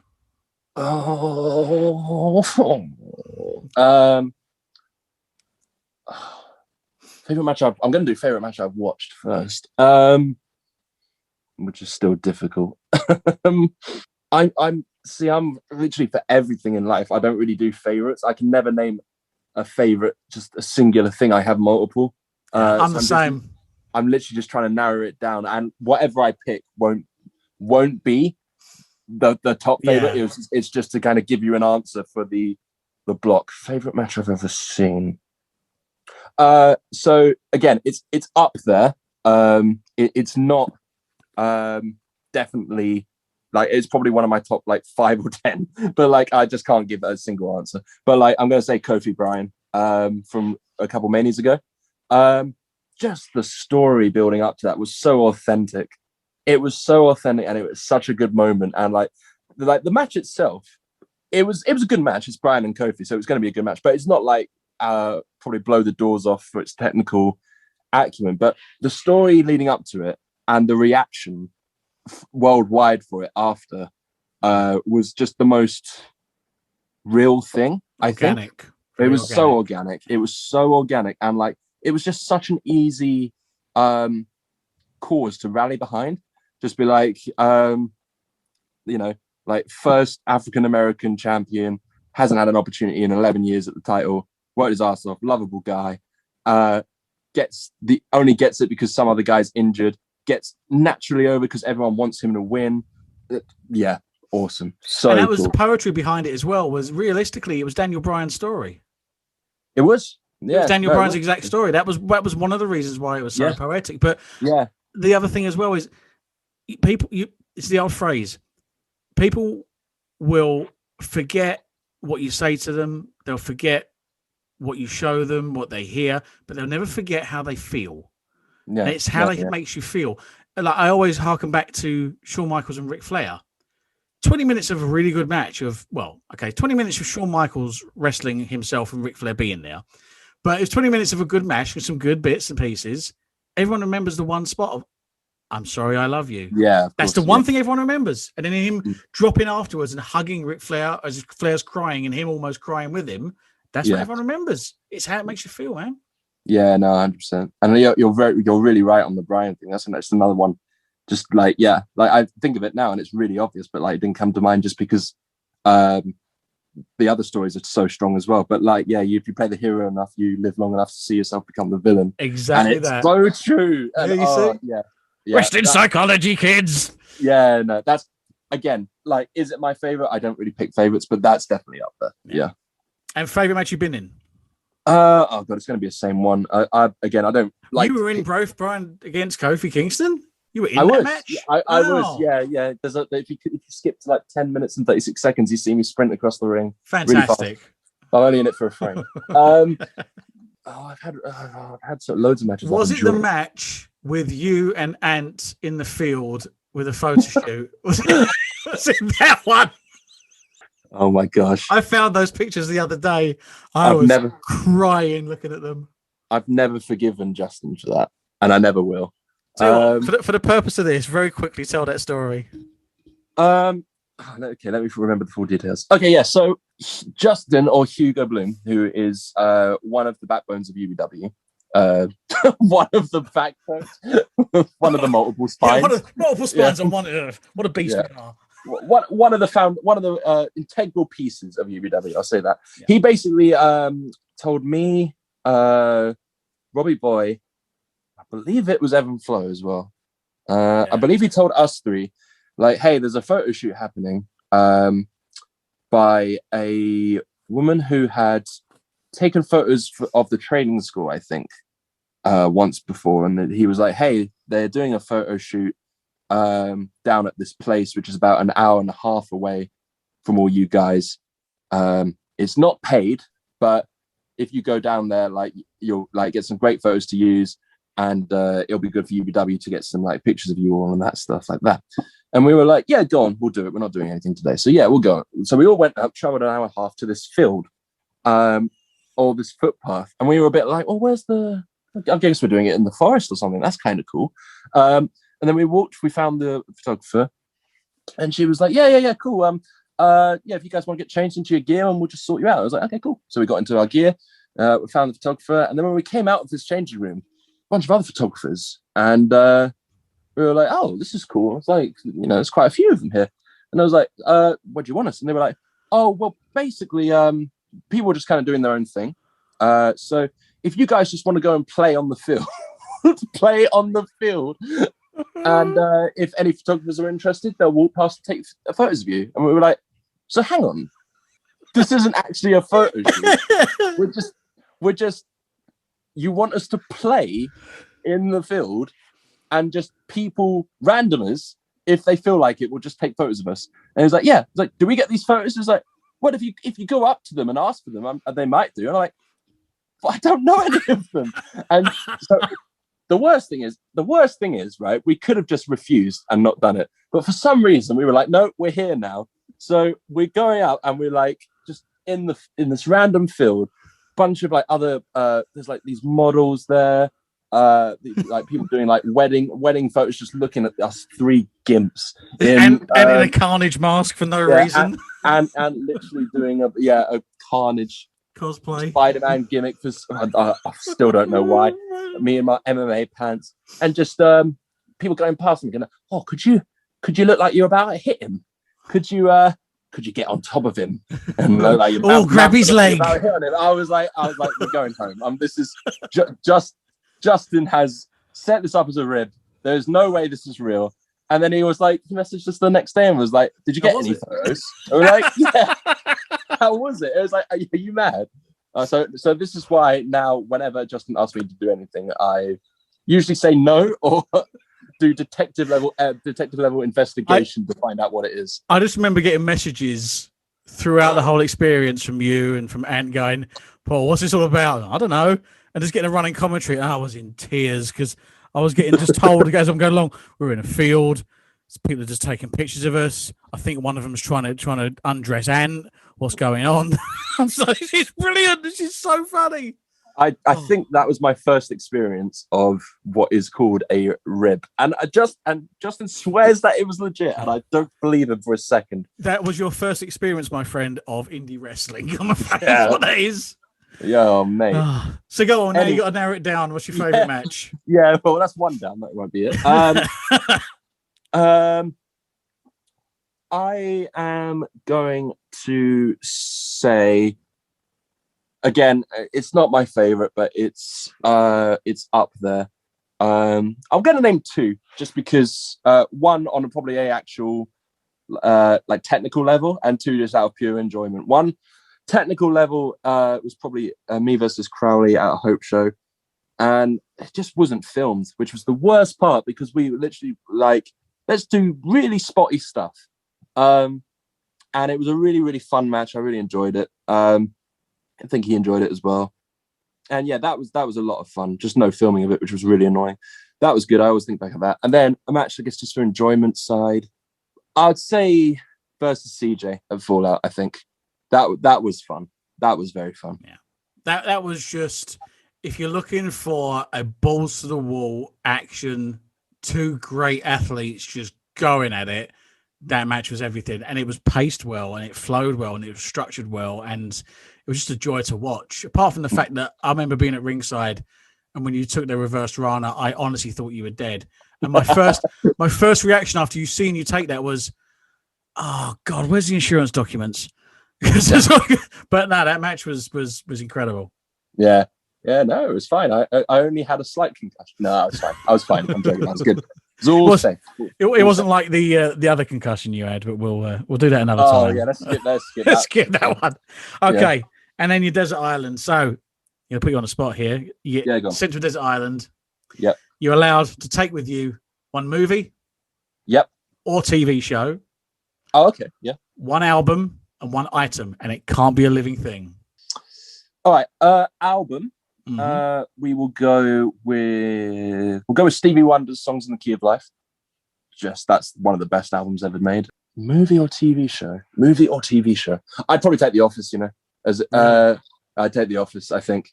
I still haven't finished it, and I'm only watching it through the first time. But I'd still rewatch the hell out of that for sure. And then item, because I take my guitar. I think. Yeah, because I take my guitar. To make it into a little raft if need be. It doesn't have to have a utility, just something that's special. Yeah, I'm sure I could get use out of it. Yeah, no, 100%. Yeah, that's fair. I'll go with guitar. So there's 3 good cultured choices there. Oh, that's very good. I hope so. Yeah, it's a tricky question. Yeah, it's not as bad as Crowley. I'll take my Pokemon game. See, I wanted to say I'll take my Switch, but I was like, how would I charge it once it's done? Well, once it's done, that's it, isn't it? Like, you got to think of the longevity. We've all seen Lost. We all know there's an underground bunker with a timer down there and weird shit going on. So it's fine. Oh, let's not go there.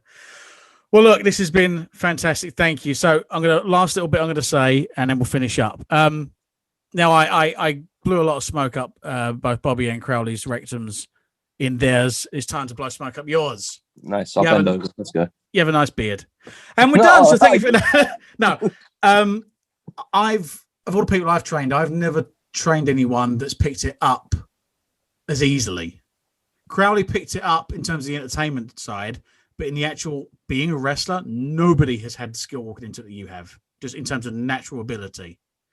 And there's nobody I've enjoyed seeing the evolution of more than you, because you've had the most evolution to have, because you've come in as this fantastic machine of capability. And I always saw that and went, okay, this guy can become really good in ring, but he can become really good as an entertainer. And it's going to both be 2 different tracks, but I know he's got the ability. Now I'm going to see him grow as a person as well as a wrestler. And I think the amount of growth you've had over the few years in terms of yourself and the maturity and just your level-headedness and everything, and seeing you taking a role of being a tutor at the Square One Academy as well, I've seen the growth and evolution in you and the maturity, and it's been a pleasure to see. You are one. Okay, I'll rephrase this.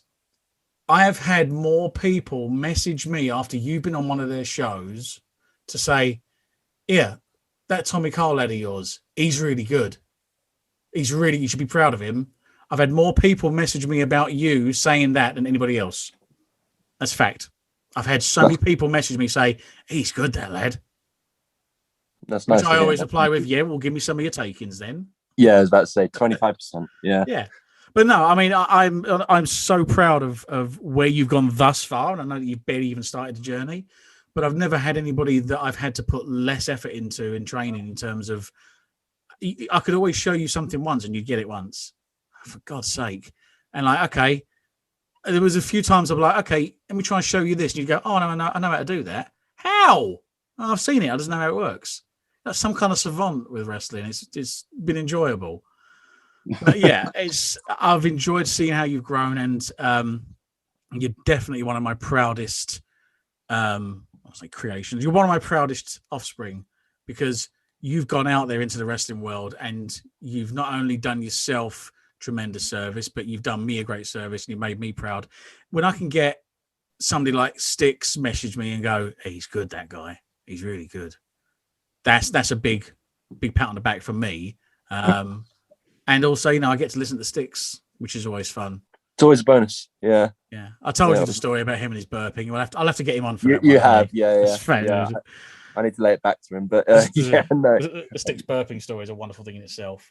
No, thank you, mate. That's very nice of you to say. And you've been a good personal friend as well as that as well. I mean, you've helped me through a lot of stuff, and we've been there for each other. And there's been more than one occasion where I've been really kind of lost on myself, and you've helped me drag myself out of it with your own way of a combination of support and sort your shit out.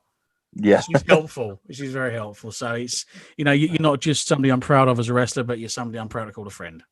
Thank you, mate. That's very nice of you. And yeah, no, feelings mutual. And down to your training as well, is I relay a lot of my quote unquote success to. So again, thank you for that as well. So thank you very much. I'll let you only give me 20% of your contract when you get it. I'll be nice. Oh, decent. I appreciate that. It means you're undercutting Crowley's contract by 5 or whatever it is. So decent. Yeah, well, I don't think Crowley can do numbers very well, so it's fine. He won't know. No, that's true. That's very true. Himbo. Look, mate, thank you for this. We've gone a good time. We've done about an hour. We've done 2 hours. Good God. Oh, mate, I thought we had 2 hours. No. It's me saying to people, yeah, I'm going to cut the time down. I can't help it. We've got too much shit to talk about. Thank you for your time, mate. It's been a pleasure having you on. I'm not going to sleep for the next few days now doing editing on this, but yeah, it's been a pleasure. Thank you very much for this. Thank you for having me, mate. It's been a blast. Thank you. Bye-bye. Bye. And there we have it. Ladies and gentlemen, please make sure that your tray tables are stored in an upright position, your seatbelts are fastened, and you prepare for landing.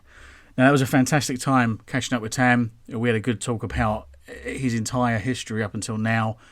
And honestly, it's been an absolute pleasure training him, seeing him grow, working with him to become the wrestler he is today and the person he is today.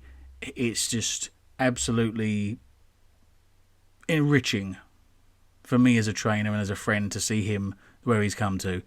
He's at a point now where he's training harder than ever. He's putting some size on. He's watching as much wrestling as he can do, getting ready for when we relaunch. He's constantly keeping the hustle going on. And I think that when we do get a chance to relaunch, it's going to be his year. It's going to absolutely explode out the blocks. And I can't wait to see it happen. The only thing I need to make sure I do is book another photo shoot in a field to celebrate when he gets his eventual contract, which is going to happen one day.